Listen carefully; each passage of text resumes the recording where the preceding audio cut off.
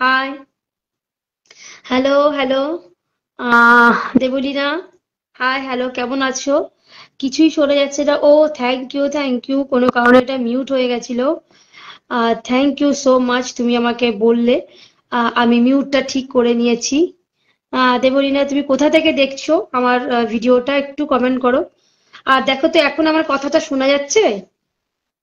এখন আমার কথাটা শোনা যাচ্ছে, দেবলীনা, দিদিভাই? একটু কমেন্ট করো আমার এখন কথাটা শোনা যাচ্ছে কিনা। আজকে আমি খুবই গুরুত্বপূর্ণ একটা ব্যাপার নিয়েই আলোচনায় লাইভে এসেছি। আহ যারা সবাই এটা দেখতে পাবে তাদের উপকারী হবে আশা করি। এই নলেজটা তোমাদের সাথে শেয়ার না করে আমি ঠিক শান্তি পাচ্ছিলাম না। তো আমার কথা শোনা যাচ্ছে? প্লিজ একটু জানাও।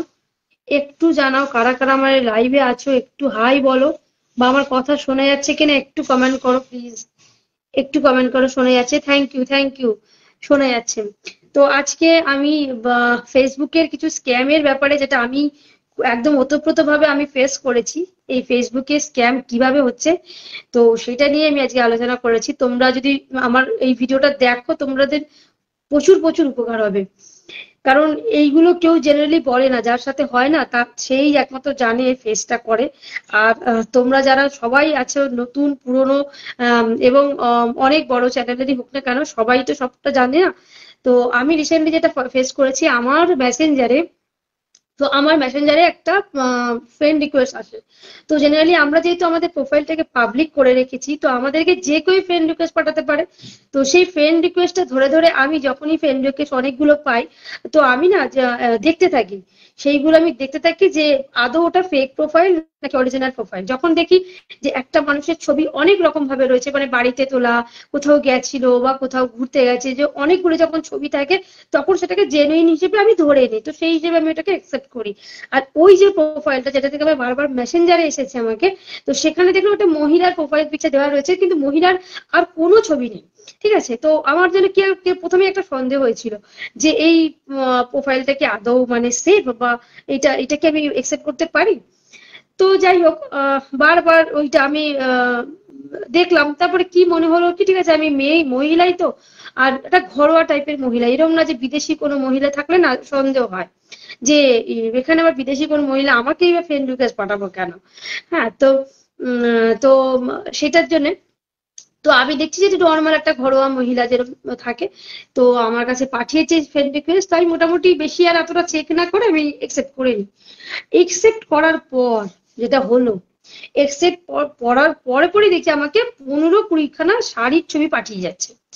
ঠিক আছে, তো পর পর পর পর এবার সামনে দুর্গাপুজো, ন্যাচারালি অনেক বন্ধু বান্ধব আছে যারা ওইসব বিজনেস করে, তারা আমাদের প্রোফাইলে ফেসবুকে ছবি দেয়।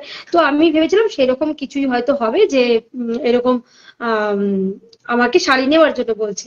ও মা, পর পর পর পর ছবি পাঠিয়ে যাচ্ছে, তো আমি সেরকম একটা খুব একটা ইন্টারেস্ট দেখাইনি। এইবার হলো কি, আমাকে ক্রমাগত ক্রমাগত আমাকে একটা লিঙ্কে ক্লিক করতে বলা আছে, পর পর বিভিন্ন ওয়েবসাইট থেকে ওই লিঙ্ক বারবার আমার কাছে আসছে। হ্যাঁ, খালি ওখানটা বলছে যে এই লিঙ্কে ক্লিক করতে বলছে আমাকে বারবার। কারণ কি না, আমি ওই ওই লিঙ্কে ক্লিক করলে আমি শাড়ির ডিটেলস জানবো, শাড়ির প্রাইস জানবো, আমি কিনতে পারবো। তো আমার কোনো শাড়ি ওখান থেকে লাগবে না, আমি আমি ওখান থেকে নেবই না। তো সেখানে অত লিঙ্ক আমার কাছে, মানে ভোরে লিঙ্ক পাঠিয়ে যাচ্ছে।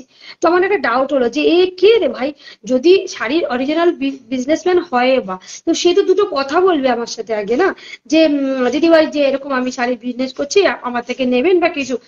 সে একটা আননোন পার্সন, তাকে আমি চিনি না। তো সেখানে হঠাৎ করে সে লিঙ্ক পাঠাবার পর আমাকে ক্রমাগত ওরকম করে যাচ্ছে। তো তারপরে আমি কি করলাম, লিঙ্কে ক্লিক করিনি। আমার একটা মনে হলো কি, যে না, আমি লিঙ্কে ক্লিক করে যদি আমার প্রোফাইলে হ্যাক হয়ে যায়, যদি কিছু হয়। দেখো, যদি যতই হোক না কেন, আমার এখন প্রোফাইলে 4K কাছাকাছি হতে যাচ্ছে, এখনো হয়নি কমপ্লিট। তো যাই হোক না, কারণ এই এই ফলোয়ার্স গুলো তো আমি অনেক কষ্ট করে গেন করেছি না। তোমরা সবাই নিশ্চয়ই গেন করেছো আশা করি।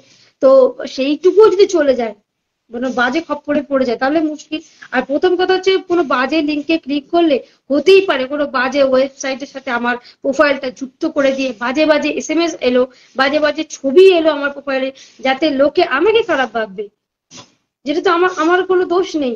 তো এইরকম ভাবে লিঙ্ক ক্লিক হয়েছে, এইভাবে হলো। তারপর আমি সেটাকে কোনো পাত্তা দিইনি। লাস্টে মাঝরাতে রাত্রি 2টোর সময় আমাকে ফোন করে যাচ্ছে। আমি আমি ফোনে তখন জাস্ট ফেসবুকেরই ভিডিও স্ক্রল করছি, আমি ঘুমাই না, অত তাড়াতাড়ি আমি ঘুমাই না, আমি 2টো, 2:30, 3টে অব্দি জাগি। ঠিক আছে, আমার ইউটিউব চ্যানেল যেহেতু আছে 2টো 3টে, তো আমি সেটার এডিটিং করছি। দেখছি যে ওর লিঙ্কে ক্লিক করছি না বলে ওই মহিলা আমাকে রাত্রিবেলাও 2টোর সময় আমাকে ফোন করে যাচ্ছে। দুবার তো জোরে জোরে রিং হলো, আমার বর আমার পাশে রয়েছে, আমার মেয়ে পাশে শুয়ে রয়েছে। তো আমার এত অকওয়ার্ড লাগছিল যে মানে আমি জীবনে কোনোদিন ওরকম রাত্রে কারোর সাথে ওরকম ভাবে কথা বলি না, সেখানে নাকি ওই মাঝ রাত্রে 2টো 2:30টার সময় তখন আমাকে ফোন করে যাচ্ছে ওই লিঙ্কে ক্লিক করবার জন্য।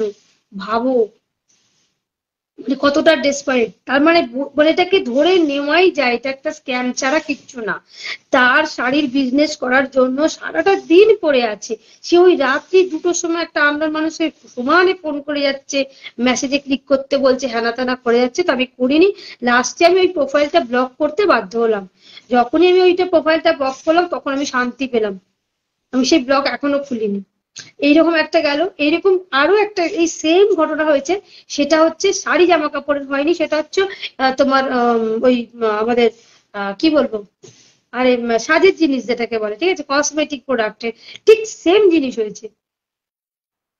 তাহলে বোঝো যে মানুষ মানুষকে কি করে বিশ্বাস করবে। একটা মানুষ কাউকে ফ্রেন্ড রিকোয়েস্ট পাঠাচ্ছে, সেই ফ্রেন্ড রিকোয়েস্টটা একসেপ্ট করলাম, তারপরে এরকম যদি একটা স্ক্যামের শিকার হয়ে যায় তাহলে কি বা বলতে পারি। তারপরে হলো কি আরেকটা যেটা হয়েছে, আমি রিসেন্টলি শুনেছি 2-3 দিন আগে, সেটা হচ্ছে কি এই যে ব্যাংকের যে ভেরিফিকেশনের যে জিনিসগুলো আসে, তো ওই যে সেট আপ, আমাদের যেরকম স্টার সেট আপ আসে, সাবস্ক্রিপশন সেট আপ আসে, মনিটাইজেশনের জন্য আমাদের সেট আপ করতে হয়। তো ওই সেট আপ করবার সময় যেটা হয় সেটা হচ্ছে আমাদের ব্যাংক ডিটেলস গুলো লাগে। তো এই ব্যাংক ডিটেলস গুলো যখন লাগে তো তখন আমাদের ওখানে সরকারি নথিপত্র যেমন আধার, ভোটার, প্যান কার্ড এগুলো লাগে। তারপরে আমাদের হচ্ছে আইএফএসসি কোড লাগে, যেটা আমাদের ব্যাংক থেকে নিতে হয় বাইরের দেশে ডলার আসার জন্য। তো ওইগুলো যখন করার সময় তোমার তো নিজেই বুঝতে পারবে যে আমার এই ক্রাইটেরিয়া গুলো পূরণ হলো, এইবার আমি সেই ক্রাইটেরিয়া গুলোর জন্য আমার এবারে ভেরিফিকেশনের জন্য আমার মেসেজ আসবে। কিন্তু যার পূরণ হয়নি বা যার পূরণ অনেকদিন আগেই হয়ে গেছে, সে নতুন করে আবার কি পূরণ করবে, তাই কি না? যার পূরণ হয়নি সে নয় এসএমএস পেলো, যার পূরণ হয়ে গেছে অনেকদিন আগে, তাকে যদি বলে আপনার চ্যানেল মনিটাইজেশন হয়ে যাবে, আমাকে এই ডিটেলস গুলো পাঠান, তখন তো আপনার সন্দেহ হবে, তাই কি না? হ্যাঁ, তো তোমরা কিছু বলো। শুনতে পাচ্ছ আমার আমার ভয়েস ক্লিয়ার আসছে? দেবলীনা, দেবলীনা দিদিভাই, আমার কথা শোনা যাচ্ছে? যদি শোনা যায় একটু কমেন্ট করো। আর তারপরে যেটা বলছিলাম যে এই হচ্ছে ব্যাপার। এইবার তারপরে কি হয়েছিল, সেই এবার ব্যাংকের থেকে ভেরিফিকেশনের জন্য ওইরকম ভাবে একটা ফর্মের মতো আসে, ওতে লেখা রয়েছে নাম ভেরিফিকেশনের জন্য, প্লাস তার মানে সরকারি যে নথিপত্র সেই ডিটেলস, তারপরে তার চ্যানেলের সম্বন্ধে এই সব কিছু রয়েছে। তো তার যে ফলোয়ার্স ছিল 3.5 লাখ, ভাবতে পারছো? আমাদের কবে হবে তার ঠিক নেই, তার 3.5 লাখের মানে ফ্যামিলি, হ্যাঁ, ফেসবুকে অনেক কষ্টে তাকে তার ফেস আমি জানি, তার নাম আমি বলছি না ইদানিং, যদি তার কোনো প্রবলেম হয় তো বলতেই পারি, তারই চ্যানেলের প্রমোশন হবে, আর কিছুই না। তো তো সেই 3.5 লাখের ফলোয়ার, এইবার সে ওইটাকে নিজে থেকে করতে গেছে, সে সেইটাকে ভেরিফিকেশনের জন্য করতে গেছে, এবং তার কি কি করেছে আমি সেগুলো পরে আসছি।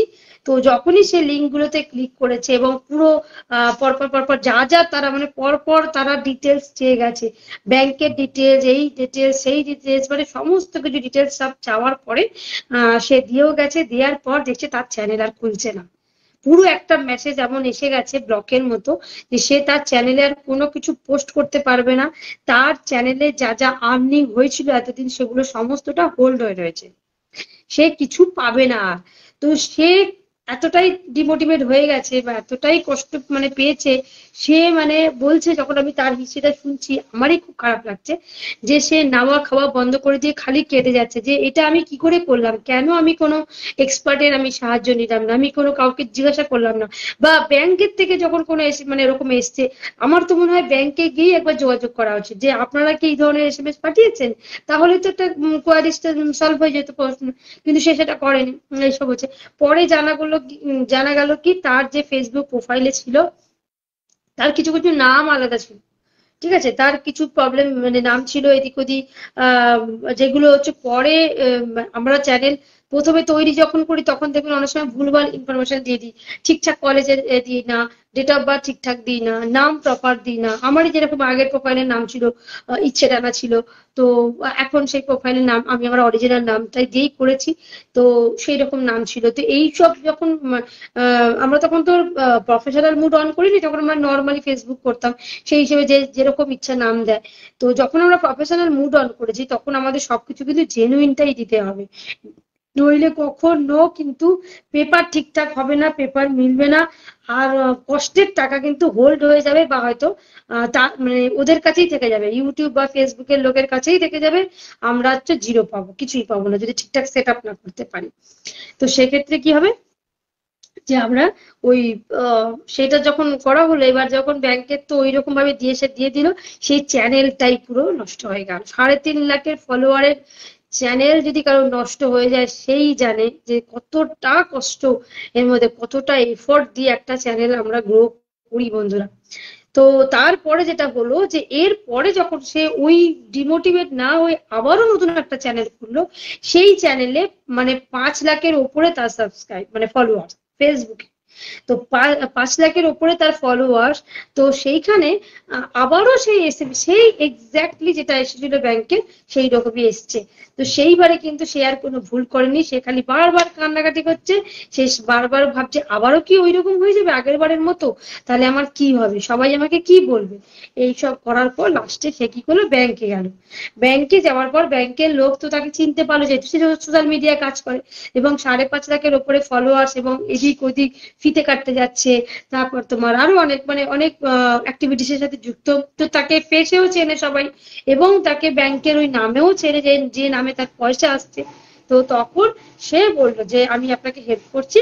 তো তখন যেগুলো তার ডকুমেন্টস ফিল আপ করবার, কি কি করতে হবে না করতে হবে, ওখানকারই কিছু মানুষজন হেল্পফুল ছিল, সেই ব্যাংকের রিলেটেড লোকজনে কিন্তু তাকে আবার তার প্রোফাইলে যা যা করণীয় সেটা করে করে দিয়েছে।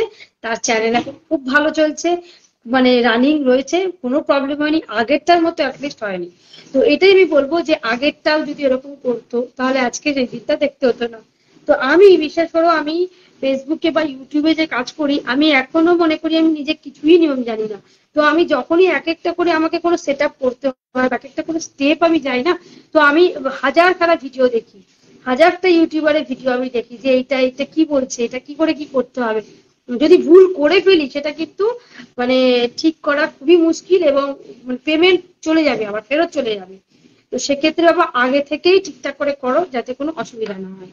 তো এই হচ্ছে ফেসবুকের কিছু স্ক্যাম, যেটা মানে সবার সাথে, ক্রিয়েটারদের সাথে হচ্ছে। তোমাদেরকে শেয়ার করলাম কেন, দেখো জানার কোনো শেষ নেই। হতেই পারে যে আমি আমি ছোট একটা ক্রিয়েটার, আমার কথা হয়তো তোমাদের মনে হতে পারে যে কি বলছে, কিন্তু দেখো বড় বড় ক্রিয়েটাররা যে সবাই সব জানে তা কিন্তু নয়। এই যে যার কথা আমি বললাম, সে আমার থেকে অনেক অনেক অনেক বড় ক্রিয়েটার, যার 5.5 লাখ তার ফলোয়ার্স রয়েছে, এবং আগে যে চ্যানেলটা ডিলিট হয়ে গেছে সেটা তো আর 3.5 লাখের উপরে ফলোয়ার্স, মানে সেটা কিন্তু চারটিখানি কথা না, মানে পরপর দুবার এত লাখ করে তার ফলোয়ার্স গেইন করা, এটা কিন্তু মানে অস্বাভাবিকই ব্যাপার। মানে সে ভালো কাজ করছে বলেই করছে, কিন্তু ওই যে একটা ছোট্ট ভুল করলো। আজকে যদি এই যে আমি যে ভিডিওটা বানালাম যে অনেকের উদ্দেশ্যে, তো আজকে যদি তারা এই ভিডিওটা দেখে, একটু হলেও তাদের মনের মধ্যে কিন্তু কোথাও হবে যে না, আমি এরকম একটা ভিডিও দেখেছিলাম, আমি এইগুলো একটু কোনো যে জানে তার সাথে তার কাছে গিয়ে যেন অ্যাটলিস্ট সেই সেট আপ গুলো করে। মানে বড় কারুর কাছে গেলেই যে মানুষ ছোট হয়ে যাবে তা নয়, নিজের স্বার্থের জন্য যেতে হবে। আজকে আমাকে আমি যদি কোনো সেট আপ পাই, আমার যদি মনে হয় যে আমি এই ব্যাংকের এইসব এত বুঝি না, আমাকে কেউ হেল্প করে দিলে ভালো হয়, আমি ডেফিনেটলি তার কাছে যাব। আমি একা একা সব জানতার মতো করবো, তারপরে যদি ভুল করে ফেলি সেখানে কারোর দায়িত্ব নয়, কেউ কিছু বলবে না, বলবে যে তুই নিজের চ্যানেল দাঁড় করেছিস, নিজেই তুই ওকে নামিয়ে দিয়েছিস, কি আর এর থেকে বড় কথা হতে পারে। তো সেজন্যই আমি বলবো যে একটু সবাইকে সবার, আর যখনই কোনো কিছু একটু মানে প্রবলেম হবে, এরকম নতুন কিছু প্রোফাইলে দেখতে পাবে বা কোনো কিছু, সঙ্গে সঙ্গে সেটা না 10 জনকে জিজ্ঞাসা করো।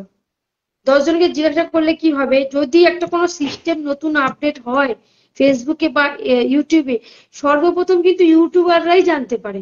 আর এটা একা নয়, সবার কাছে ওটা আসে। যখন কোনো কিছু প্রবলেম হয় সেটা যেরকম সবাইকে ফেস করতে হয়, যখন কোনো কিছু লাভের হয় সেটাও সবাইকে ফেস করতে হয়, আর যখন কোনো কিছু চেঞ্জেস হয় সেটাকেও সবাইকে ফেস করতে হয়। তো তোমার একার কাছে তো নিশ্চয়ই এসএমএসটা আসবে না। তো তুমি যদি নিজস্ব মানে নিজের প্রোফাইলে যদি এরকম কিছু একটা আননোন কিছু ইস্যু দেখতে পাও, তখন সঙ্গে সঙ্গে প্রোফাইলে সবাইকে পোস্ট করো ওটা, যে এইরকম জিনিস কি তোমরা তোমাদের প্রোফাইলে দেখতে পাচ্ছ, তোমরা কি সলিউশন করেছো, প্লিজ আমাকে বলো। তাহলে সবাই সেটাকে একটু আলোচনা করা যাবে, তারপর একটা ডিসিশন নেওয়া যাবে।